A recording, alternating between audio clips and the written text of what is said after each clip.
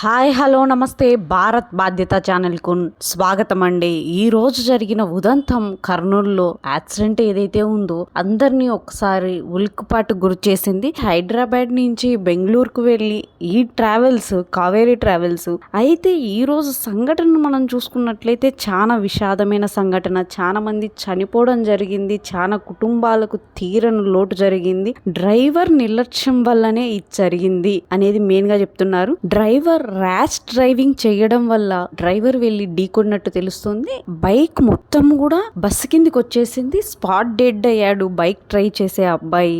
Bus కిందికి వెళ్ళిపోవడం వల్ల మొత్తం మంటలు చెలరేగాయి. ఇప్పుడు కానీ కొంచెం అలర్ట్నెస్ తీసుకొని అన్ని డోర్స్ ఓపెన్ చేసి అంటే అందరూ బ్రతికే వాళ్ళేమో, కానీ డ్రైవర్ పారిపోవడం వల్ల చాలా మంది చనిపోయారు. 25 మంది దాకా చనిపోయినట్టు తెలుస్తుంది. ఈ బస్ తెలంగాణలో రిజిస్టర్ అయింది, కానీ పర్మిషన్స్ మాత్రం వివిధ డిఫరెంట్ స్టేట్ నుంచి ఇది పర్మిషన్స్ తీసుకున్నట్టు తెలుస్తూ ఉంది. స్లీపర్ బస్ గా కన్వర్ట్ కావడానికి కొన్ని ప్రైవేట్ ట్రావెల్స్ ఏవైతే ఉన్నాయో, ఏ ట్రావెల్స్ కరెక్ట్ నిబంధనలు పాటిస్తున్నాయి అవన్నీ కూడా గవర్నమెంట్ పరిగణనలోకి తీసుకోవాలి. ఎందుకంటే వేల మంది ట్రావెల్స్ నమ్ముకొని తన గమ్యస్థానాలకు చేరుతూ ఉంటారు. అందరూ అలర్ట్ గా ఉండడం వల్లనే కొన్ని ప్రమాదాలని దాటుకోవడం అయితే జరుగుతూ ఉంటుంది.